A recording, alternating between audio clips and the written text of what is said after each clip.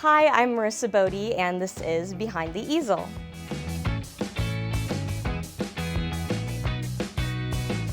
I am painting ruby slippers today. I'm excited to put my own little twist on it, maybe. We'll see.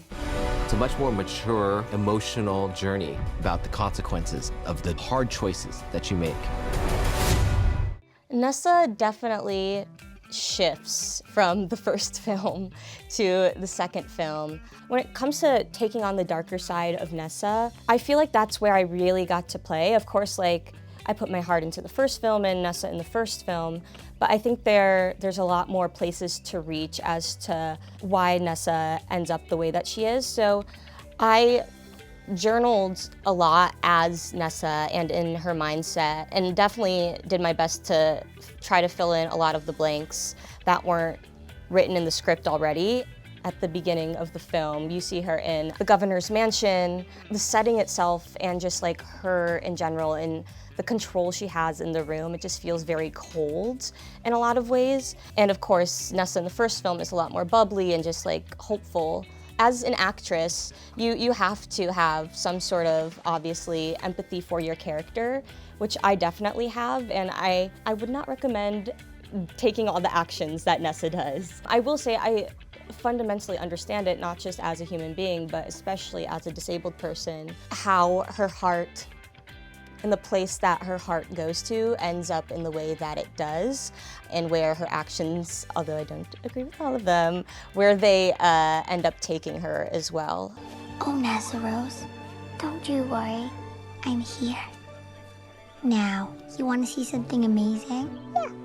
This is all about our wonderful Wizard of Oz. And I love, of course, the first film, including like that beginning scene of younger Nessa and young Elphaba, in terms of just establishing their bond and really their love from one another from an early age. You get to see that it hasn't always been something where there's tension or resentment. I think there is resentment built up, especially, and that's something I completely understand from a disabled perspective. And like growing up disabled, you don't always want your parents there when your peers are on your own, or you don't want a sibling there when all your other peers are being independent. So I completely understand the desire for autonomy, really, that Nessa wants. Today is the start of your new life.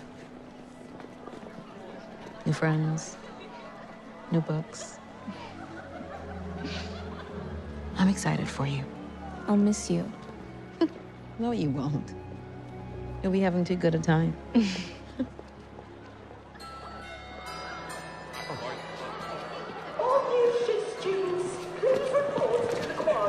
Don't help me. She'll be fine. You worked very closely with Cynthia Erivo in both films. Talk to me about your character's evolution and how you two bonded. One of the first things that I did when I flew overseas to London was just sitting down with John and Cynthia, just talking about the character and the character work. And really, actually, before that, we talked about ourselves so that we could get to know one another first, and then do the more in-depth acting stuff second. And I think that really set a good precedent, and just the comfortability with us off screen, so that our work on screen could be a little bit more at ease, I think. We can't let good be just a word. It has to mean something. Cynthia and Ariana right away were just very welcoming. My first day there was a bouquet of flowers on the table from Ariana, just welcoming me into this world that they had been in for a few months at that point, a while. And then Cynthia had left, I think they're called pastilles on the table. They're for your voice, which I love, a practical gift. They just really helped create a welcoming environment, which I think is very integral, especially because they knew that this is my first film ever, and I think they really wanted to make sure that I was given and had the best experience possible, really. Well, Jonathan Bailey was just voted People's Sexiest Man Alive. Who do you think is Oz's sexiest person alive if it wasn't Jonathan Bailey? It doesn't count as a person, but probably Dr. Dilliman. We love a hot goat. Like, those glasses, come on now. That's an academic. Yes, goat man. That's what I say. All right, everyone settle down, ladies and gentlemen. Oh my gosh, my favorite scene partner. That's so hard because, of course, the whole cast is amazing and great. I honestly worked the most with Ethan, and I had the most probably behind the scenes time with Ethan, and especially the dance scene. He was a great dance partner, so I think I'll say him. What's one word to describe your castmates? Ooh, passionate. Oh my gosh. One word? Powerful. Silly. Creative? Uncle. Ooh. Kind. Goofy. Goofy's good. Ooh. Patient. Let's dance. What? Let's dance!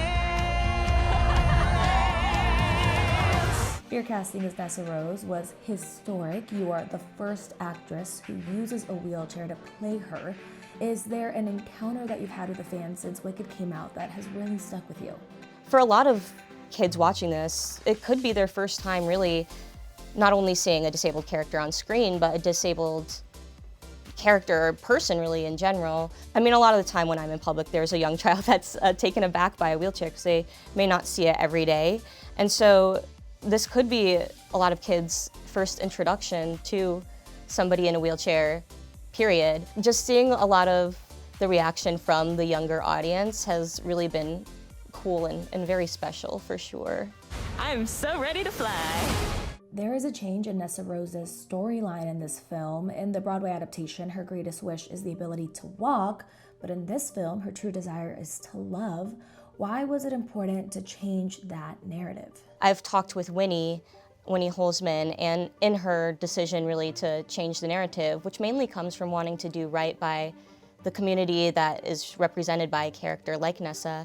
And so she talked to a disabled friend after hearing some of the pushback that the disabled community had for the narrative, or the stereotype rather, of the wanting to be fixed. I think that's not only a common trope in media, but also in life. I cannot tell you how many times unsolicited I've been asked to be either prayed over or like healed or fixed when like people don't know my story fully. And so I think that reflects, especially in the second film, of like Nessa not being one-dimensional and her identity of her disability being her whole story, truly. And also, I think it's just a more universal thing created of wanting to be loved. I feel like that's something more than just the disabled audience can relate to. I think there's more nuances that the disabled audience can relate to in Nessa's desire for love. What is one thing film productions can learn from Wicked about how they can make sets and productions more inclusive for someone who uses a wheelchair or has a disability?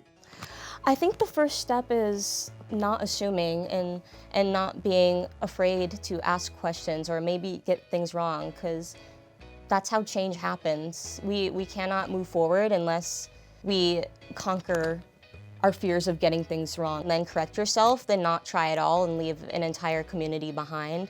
So I think, one, hiring more disabled people behind the scenes, hiring an access coordinator, a disability coordinator is incredibly important and is something that the Wicked team did and was extremely helpful. Talking to more disabled people and asking questions and also doing your own research. And then also when it comes to helping a specific disabled person or making sure that the space is accessible for them, which is something, again, that the Wicked team did really, really well. All right, you have 2 minutes left.